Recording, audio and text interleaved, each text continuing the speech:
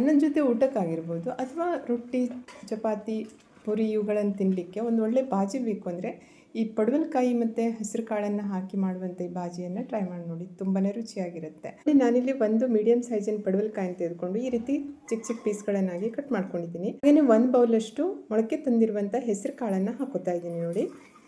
ಎಷ್ಟು ಪಡವಲಕಾಯಿ ಹಾಕ್ತೀರಾ ಅದರ ಅರ್ಧದಷ್ಟು ಹೆಸರು ಕಾಳು ಹಾಕ್ಕೊಂಡ್ರೆ ಸಾಕು. ಹಾಗೆಯೇ 2 ರಿಂದ 3 ಟೊಮೆಟೊವನ್ನು ಸಣ್ಣಕ್ಕೆ ಕಟ್ ಮಾಡಿ ಹಾಕಿದ್ದೀನಿ. ಇನ್ನು ಬೇಯಲಿಕ್ಕೆ ಎಷ್ಟು ನೀರು ಬೇಕಾಗುತ್ತೆ ಅಷ್ಟು ನೀರನ್ನು ಹಾಕ್ಕೊಂಡು ರುಚಿಗೆ ತಕ್ಕಷ್ಟು ಉಪ್ಪನ್ನು ಹಾಕಬೇಕು ಮತ್ತು ಅದನ್ನು ಸರಿಯಾಗಿ ಮಿಕ್ಸ್ ಮಾಡಿ ಮುಚ್ಚಿ ಬೇಯಲಿಕ್ಕೆ ಬಿಡಬೇಕು. ಹೈ ಫ್ಲೇಮಲ್ಲಿ ಇದನ್ನು ಒಂದು 15 ನಿಮಿಷ ಬೇಯಿಸ್ಕೊಂಡ್ರೆ ಸಾಕು, ಕಾಳೆಲ್ಲ ಸರಿಯಾಗಿ ಬೇಯುತ್ತೆ. ತರಕಾರಿ ಬೇಯ್ತಾ ಇರುವಾಗ ಈ ಕಡೆ ಒಂದು ಮಸಾಲೆ ಮಾಡಲಿಕ್ಕೆ 2 ಟೇಬಲ್ ಸ್ಪೂನ್ನಷ್ಟು ಎಣ್ಣೆಯನ್ನು ಹಾಕ್ಕೊಂಡಿದ್ದೀನಿ. ಅದಕ್ಕೆ ಒಂದು ಚಿಕ್ಕ ಗಾತ್ರದ ಈರುಳ್ಳಿ ಮತ್ತು ಒಂದು 4-5 ಎಸಳು ಬೆಳ್ಳುಳ್ಳಿ, ಒಂದು 1/4 ಇಂಚು ಶುಂಠಿ, ಸ್ವಲ್ಪ ಕರಿಬೇವಿನ ಇವಿಷ್ಟನ್ನು ಹಾಕ್ಕೊಂಡು ಚೆನ್ನಾಗಿ ಫ್ರೈ ಮಾಡ್ಕೋಬೇಕು.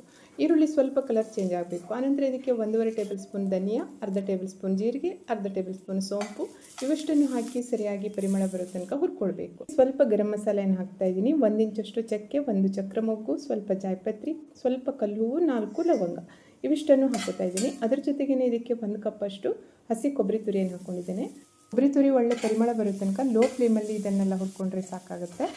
ಕಾಯಿ ತುರಿ ಒಳ್ಳೆ ಪರಿಮಳ ಬಂದಮೇಲೆ ಸ್ವಲ್ಪ ಕಲರ್ ಚೇಂಜ್ ಆದಮೇಲೆ ಅದಕ್ಕೆ 1/4 ಟೀ ಸ್ಪೂನ್ನಷ್ಟು ಅರಿಶಿನ ಮತ್ತು 1.5 ಟೇಬಲ್ ಸ್ಪೂನ್ನಷ್ಟು ಮೆಣಸಿನ ಹಿಟ್ಟನ್ನು ಹಾಕಬೇಕು. ಈಗ ಗ್ಯಾಸ್ ಫ್ಲೇಮನ್ನು ಆಫ್ ಮಾಡಿ ಹಾಗೆಯೇ ಇದನ್ನು ಸರಿಯಾಗಿ ಮಿಕ್ಸ್ ಮಾಡಬೇಕು. ಏಕೆಂದರೆ ಕಾಯಿ ತುರಿ ಎಲ್ಲ ತುಂಬಾ ಬಿಸಿ ಇರೋದ್ರಿಂದ ಅದರಲ್ಲೇ ಅಷ್ಟು ಫ್ರೈ ಆಗಿಬಿಡುತ್ತೆ. ಆನಂತರ ಅದು ಪೂರ್ತಿಯಾಗಿ ತಣ್ಣಗಾದ ನಂತರ ಮಿಕ್ಸರ್ ಜಾರ್ಲಿ ಹಾಕೋಬೇಕು. ಈಗ ನೋಡಿ ಇದಕ್ಕೆ 1 ಟೇಬಲ್ ಸ್ಪೂನ್ನಷ್ಟು ಮಗಜ ಬೀಜವನ್ನು ಹಾಕ್ತಾಯಿದ್ದೀನಿ. ಇದನ್ನು ಹಾಕೋದ್ರಿಂದ ಮಸಾಲೆ ಒಳ್ಳೆ ಥಿಕ್ನೆಸ್ ಬರುತ್ತೆ ಮತ್ತು ರುಚಿ ಬರುತ್ತೆ. ಗ್ರೈಂಡ್ ಮಾಡಲಿಕ್ಕೆ ಎಷ್ಟು ನೀರು ಬೇಕಾಗುತ್ತೆ ಅಷ್ಟು ನೀರನ್ನು ಹಾಕ್ಕೊಂಡು ಸ್ಮೂತಾಗಿ ಗ್ರೈಂಡ್ ಮಾಡ್ಕೋಬೇಕು. ನೋಡಿ ಈ ಕಡೆ ಬೇಯಲಿಕ್ಕೆ ಇಟ್ಟಿರುವಂಥ ಪಡವಲಕಾಯಿ ಮತ್ತು ಹೆಸರು ಕಾಳು ಉಂಟಲ್ಲ, ಇದು ಚೆನ್ನಾಗಿ ಬೆಂದಿದೆ. ಈಗ ಇದಕ್ಕೆ ಗ್ರೈಂಡ್ ಮಾಡ್ಕೊಂಡಿರುವಂಥ ಮಸಾಲೆಯನ್ನು ಹಾಕೋಬೇಕು. ನೋಡಿ ಬಾಜಿಯನ್ನು ನೀವು ಅನ್ನದ ಜೊತೆ ಊಟಕ್ಕಾದರೆ ಸ್ವಲ್ಪ ತೆಳ್ಳಗೆ ಮಾಡ್ಕೋಬೋದು, ಅಥವಾ ರೊಟ್ಟಿ, ಚಪಾತಿ, ಪೂರಿ ತಿನ್ನಲಿಕ್ಕಾದರೆ ಸ್ವಲ್ಪ ದಪ್ಪ ಆಗಿದ್ದರೆ ಚೆನ್ನಾಗಿರುತ್ತೆ. ಸರಿಯಾಗಿ ಮಿಕ್ಸ್ ಮಾಡಬೇಕು. ಈಗ ಉಪ್ಪೇನಾದರೂ ಬೇಕು ಅಂದರೆ ಇವಾಗಲೇ ಆ್ಯಡ್ ಮಾಡ್ಕೋಬೋದು. ಈಗ ಇದನ್ನು ಮುಚ್ಚಿ 10 ನಿಮಿಷ ಹೈ ಫ್ಲೇಮಲ್ಲಿ ಕುದಿಸ್ಕೊಂಡ್ಬಿಟ್ರೆ ಬಾಜಿ ರೆಡಿ ಆಗುತ್ತೆ. ನೋಡಿ ಬಾಜಿ ಚೆನ್ನಾಗಿ ಕುದೀತು. ಈಗ ಇದಕ್ಕೆ ನಾನು ಸಣ್ಣಕ್ಕೆ ಕಟ್ ಮಾಡ್ಕೊಂಡಿರುವಂಥ ಕೊತ್ತಂಬರಿ ಸೊಪ್ಪನ್ನು ಹಾಕಿ ಇನ್ನೊಮ್ಮೆ ಅದನ್ನು ಸರಿಯಾಗಿ ಮಿಕ್ಸ್ ಮಾಡಿ ಫ್ಲೇಮನ್ನು ಆಫ್ ಮಾಡ್ತಾ ಇದ್ದೀನಿ.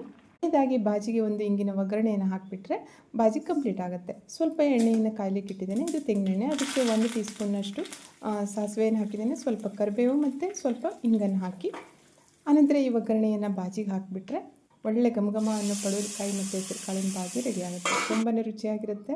ಇದನ್ನು ನೀವು ರೊಟ್ಟಿ, ಚಪಾತಿ ಇವುಗಳ ಜೊತೆನೂ ತಿನ್ಬೋದು ಅಥವಾ ಊಟದ ಜೊತೆ ಸೈಡ್ ಡಿಶ್ ಆಗಿನೂ ತಿನ್ಬೋದು. ತುಂಬಾ ರುಚಿಯಾಗಿರುವಂಥ ಹೆಲ್ದಿ ಆಗಿರುವಂಥ ಈ ಮಸಾಲೆ ಬಾಜಿಯನ್ನು ನೀವು ಸಹ ಟ್ರೈ ಮಾಡಿ ನೋಡಿ. ಹೇಗಾಯಿತು ಅನ್ನೋದನ್ನು ಕಮೆಂಟಲ್ಲಿ ತಿಳಿಸಿ. ಹಾಗೆ ನನ್ನ ಚಾನಲ್ಗೆ ಇನ್ನೂ ಸಬ್ಸ್ಕ್ರೈಬ್ ಆಗಿಲ್ಲ ಅಂದರೆ ಪ್ಲೀಸ್ ಸಬ್ಸ್ಕ್ರೈಬ್ ಆಗಿ, ವಿಡಿಯೋನ ಲೈಕ್ ಮತ್ತು ಶೇರ್ ಮಾಡೋದನ್ನು ಮರಿಬೇಡಿ. Thank you.